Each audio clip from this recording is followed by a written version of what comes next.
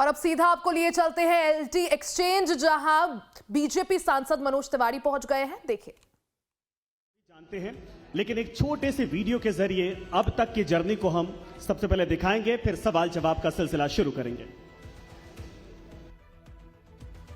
UP में जन्मे, बिहार में छाए और दिल्ली की सियासत में सुपरस्टार बने, तीन राज्यों की जनता और वहां की सियासी नब्ज समझने वाले बीजेपी के धाकड़ सांसदों में से एक हैं मनोज तिवारी, जिन्होंने गायकी में परचम लहराया, एक्टिंग में अलग पहचान बनाई और फिर दिल्ली की सत्ता में बीजेपी की वापसी करवाई। मनोज तिवारी का जन्म प्रधानमंत्री मोदी के संसदीय क्षेत्र वाराणसी में हुआ है। 1 फरवरी 1971 को जन्मे मनोज तिवारी ने ग्रेजुएशन तक बनारस में ही पढ़ाई की। उसके बाद भोजपुरी इंडस्ट्री में गाने से लेकर फिल्मी पर्दे तक अपनी अलग पहचान बनाई। 32 की उम्र में पहली भोजपुरी फिल्म में काम किया और 2009 में सियासी करियर का आगाज। सपा ने गोरखपुर से सांसदी का चुनाव लड़वाया, लेकिन मौजूदा सीएम योगी से चुनाव हार गए। 2013 में बीजेपी ज्वाइन करने के बाद फिलहाल लोकसभा में बीजेपी के टिकट पर हैट्रिक लगा चुके हैं। तो जोरदार तालियां मनोज तिवारी के राजनीतिक सफर को आपने देखा, लेकिन आज सवालों का सफर भी शुरू होने वाला है और दीपक सर और दिलीप सर से आग्रह करेंगे कि इस सेशन को आगे बढ़ाएं और सवाल जवाब का सिलसिला शुरू करें।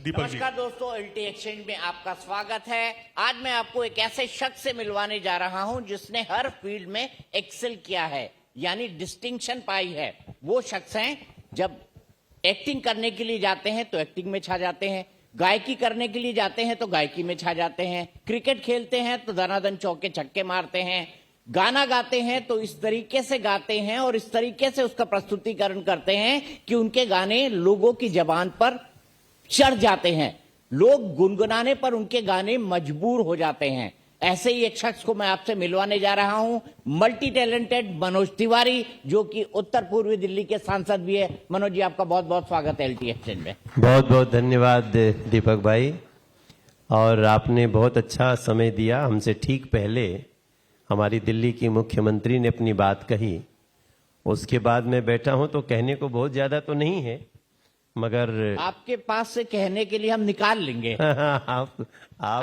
तो मल्टी फेसेड है ना, तो आपसे आप तो पत्थर में से भी तेल निकाल लेते हैं। दीपक चौरसिया जी हैं भाई साहब। मैं सबसे पहले आपसे जानना चाहता हूं, भोजपुरी फिल्मों पे जब आप एक्टिंग कर रहे थे, गाना गा रहे थे, बिजनेस वर्ल्ड, ग्लैमर वर्ल्ड के अंदर थे, कभी सोचा था कि आप उत्तर पूर्वी दिल्ली की गलियों में घूमेंगे, जनता दरबार लगाएंगे, रोज उनसे 2-2, 3-3, 2.5 घंटे मिलेंगे, उनके सुख दुख में उनके साथी बनेंगे? ऐसी हार्ड लाइफ आपने सोची थी? आप तो अच्छे खासे ग्लैमर वर्ल्ड में थे, राजनीति में आने की कोई जरूरत नहीं थी आपको। हाँ, दिल्ली में करेंगे ऐसा नहीं सोचा था, लेकिन ऐसा करेंगे ये दिमाग में था और मुझे लगता था कि ऐसा होगा, क्योंकि मैं जब शुरू से ही मैं बहुत प्रभावित रहा हूं भारतीय प्राचीन इतिहास से। और बिहार तो आपको पता है, जब पूरे संसार में लोग चुनाव का च भी नहीं जानते थे, तो 600 ईस्वी पूर्व बिहार में चुनाव होके लोग चुने जाते थे। लिच्छवी गणराज्य, वैशाली, तो उसी धरती का हूं। तो ये जरूर सोचता था कुछ भी करूंगा, सोसाइटी में थोड़ा सा कंट्रीब्यूट करने का प्रयास करूंगा और धैर्य से करूंगा, ईमानदारी से करूंगा, विनम्रता से करूंगा तो सफलता मिलेगी, ऐसा सोचा करता था। मगर दिल्ली में होगा ये नहीं सोचा था। दिल्ली नहीं सोचा था? तो दिल्ली संयोग था या आपका प्रयोग? नहीं, संयोग था। अब प्रयोग तो मोदी जी का होगा।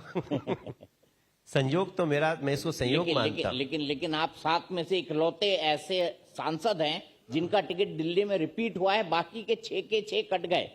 तो ये क्या जादू था मनोज भाई? ये अब बहुत मैटर नहीं करता है कि किसका कटा तो फिर किसका रुका। सबकी जिम्मेदारियां अलग अलग हैं। जिसका कटा उसको फिर मौका मिला, प्रवेश को फिर मौका मिला, आज वो मिनिस्टर है स्टेट में। रमेश बिदुड़ी जी को फिर से विधायक का टिकट मिला। मीनाक्षी लेखी जी को भी कहा जा रहा था लड़ने के लिए, उन्होंने लड़ना स्वीकार नहीं किया। लेकिन ये सबको कहीं ना कहीं काम दिया ही जाता है। हंसराज हंस जी आज भी भाजपा के लिए काम कर रहे हैं, पंजाब से टिकट दिया गया उनको, बाकी हमको रिपीट कर दिया गया। तो मैं मंदिर जाके प्रार्थना की, मैंने कहा भगवान को धन्यवाद दिया, चलो यार तीसरी बार बन गए।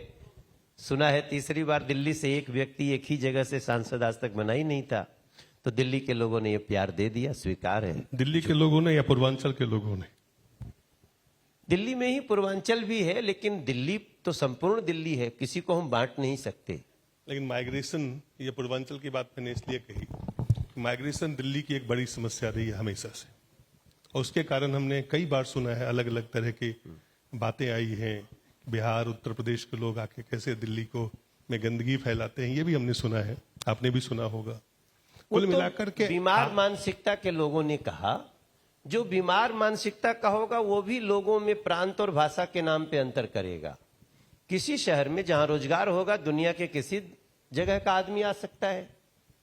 तो दिल्ली बिहार से नजदीक है, पहले 15-16 घंटे में ट्रेन आती थी, अब तो 8 घंटे में आ जाती है। अब तो आज वंदे भारत चलने वाली है, वो सीधे आपको 12 घंटा में दरभंगा पहुंचा देगी।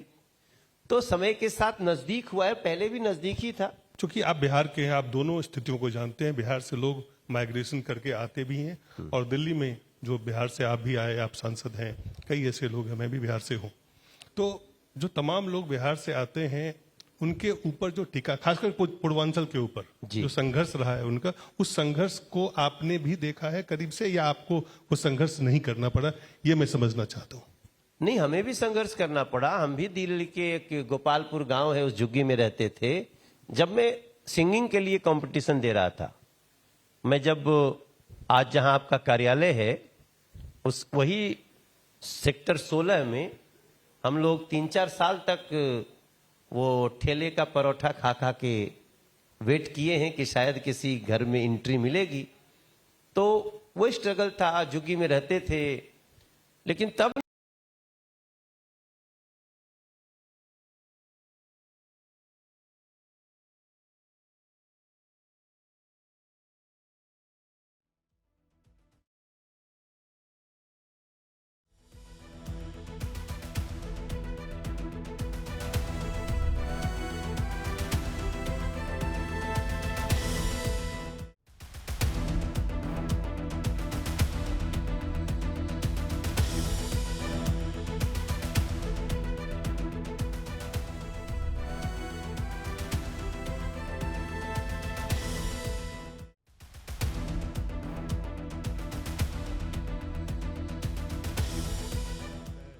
राज ठाकरे का वो भी आपने सुना होगा।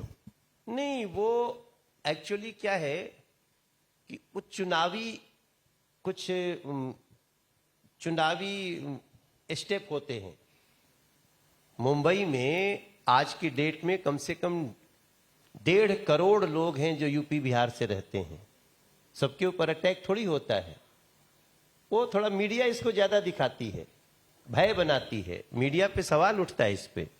आप कोई आदमी गया, 4 आदमी को पकड़ के 4 थप्पड़ मार दिया, आप पूरा 1.5 करोड़ पे एक ही बात चला देते हैं। अरे कभी मुंबई जाइए तो, कितने मजबूत लोग हैं, उनसे मुंबई चल रही है। लेकिन आप 4 लोगों की बातों को ही कोट करने लगेंगे तो राज ठाकरे यही चाहता है। राज ठाकरे जैसे लोगों को मुंबई के लोगों ने क्या दिया आज तक? एक विधायक नहीं है। ऐसे व्यक्ति की औकात क्या है?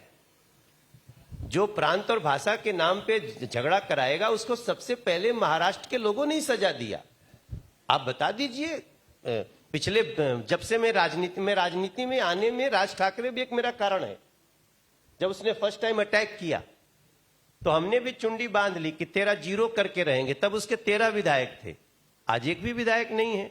और राज ठाकरे का जीवन में कभी विधायक नहीं होगा, कभी पार्षद नहीं होगा, ये दावा करके हम बता देते हैं आपको। क्योंकि न तो पूर्वांचली उत्तरांचली होने देंगे, और न तो महाराष्ट्र की मराठी जनता, मराठी मानुस नहीं होने देगा। इसलिए ऐसे लोगों को तवज्जो देना ही ठीक नहीं है। मनोज जी, पिछली बार जब विधानसभा चुनाव हुए तब आप दिल्ली भारतीय जनता पार्टी के अध्यक्ष थे। लोग आपको मुख्यमंत्री का भी चेहरा मानते थे।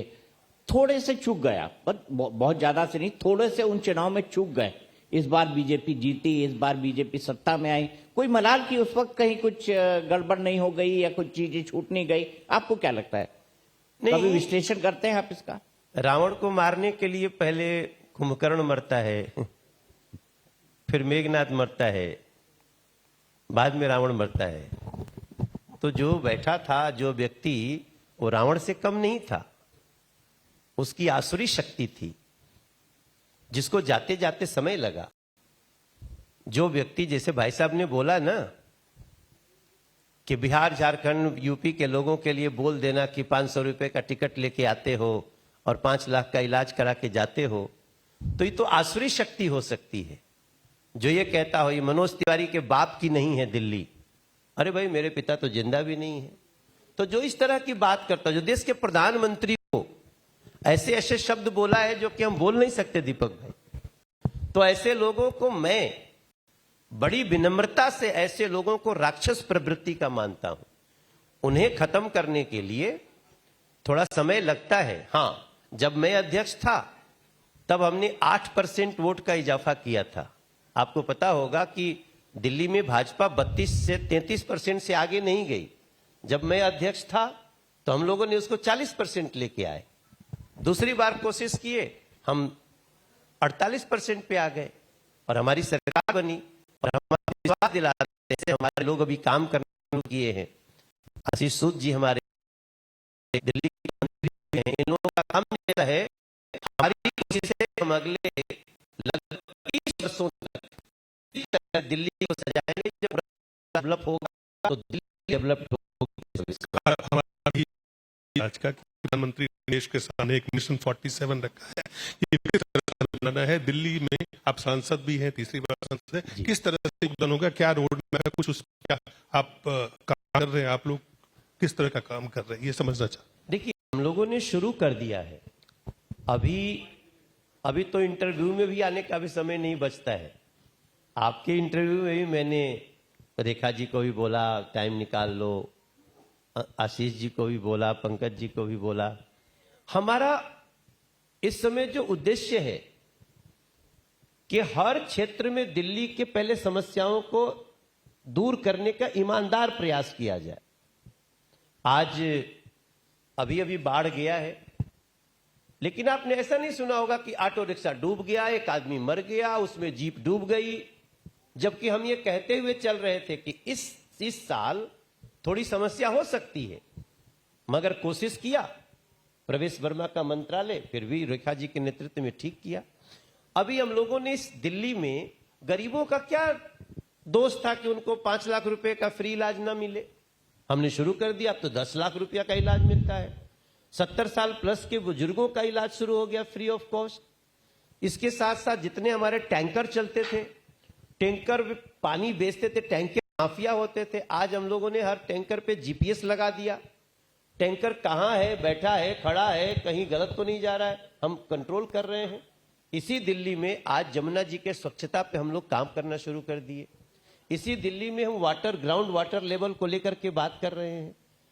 इसी दिल्ली में हम आरोग्य केंद्र बना रहे हैं।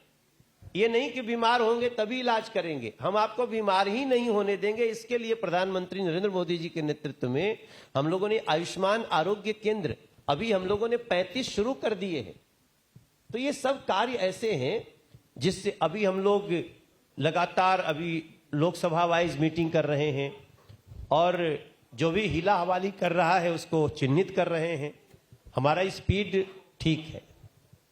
स्पीड आपका ठीक है। आपके हिसाब से दिल्ली की सबसे बड़ी समस्या क्या है? Pollution, traffic, mismanagement, congestion, population से ज्यादा, बहुत ज्यादा लोग, जितनी डेंसिटी में बसे हुए हैं उसकी जिस अनुपात में जनसंख्या है, वो क्या आपके हिसाब से दिल्ली की सबसे बड़ी समस्या है? नहीं, हमारा निदान क्या है? देखिए, सबसे बड़ी समस्या हमारी ट्रैफिक कंजेशन थी, जिसको दूर करने के लिए हम लोगों ने बहुत काम किए। अभी UVR 2 का हमने प्रधानमंत्री जी के साथ उद्घाटन किया। UVR 2 से आज जो दिल्ली कहते थे ना कि ये गांव की दिल्ली है जी, कैसे जाएंगे, सबसे अच्छा गांवों में पहुंचेंगे आप। और उस गांव के साथ साथ याद रखिए, केवल गांव नहीं है, कॉलोनी है। उत्तर प्रदेश, बिहार, झारखंड, राजस्थान, छत्तीसगढ़, मध्य प्रदेश, पश्चिम बंगाल जैसे आए हुए लोग वहां ज्यादा रह रहे हैं, तो ट्रैफिक कंजेशन दूर किया। दूसरी बार हम लोगों ने अनऑथराइज कॉलोनी में रहने वाले लोगों को अभी यहां मीटर नहीं लगाते थे, देने देते थे। हमारे ऊर्जा मंत्री बैठे हुए आशीष सूद जी, इन्होंने आते ही ऐसा काम किया कि हम लोगों ने बिजली कंपनियों को बोला कि जिसका घर बन गया उसको आपको मीटर लगा के बात करनी है, तब आप आके ऊर्जा मंत्री के कार्यालय में घुसेंगे। आज बुराड़ी में जाइए, आप उधर नरेला जाइए, कमलजीत सहरावत के क्षेत्र में जाइए, सब लोग रेखा गुप्ता जी का, नरेंद्र मोदी जी का और आशीष सूद के नाम पे आज वो तालियां बजाते हैं। जबकि इन्हीं लोगों को आप सोच नहीं सकते, इसी दिल्ली में 22 रुपया यूनिट बिजली दे रहे हैं तार खींच के। जब हम लोगों ने अपने ऊर्जा मंत्री को बताया, आज वो सारी चीजें समाप्त, जो सुविधा है सबको मिल रही है। तो इस तरह से बहुत कार्य हैं जो हम लोग करके इसको आगे बढ़ा रहे हैं। चलते चलते मनोज जी, मंच है, मंच सजा हुआ है एलटी एक्सचेंज का। मनोज जी की फेवरेट 3-4 लाइनें नहीं होंगी, उसका बात बनेगी नहीं।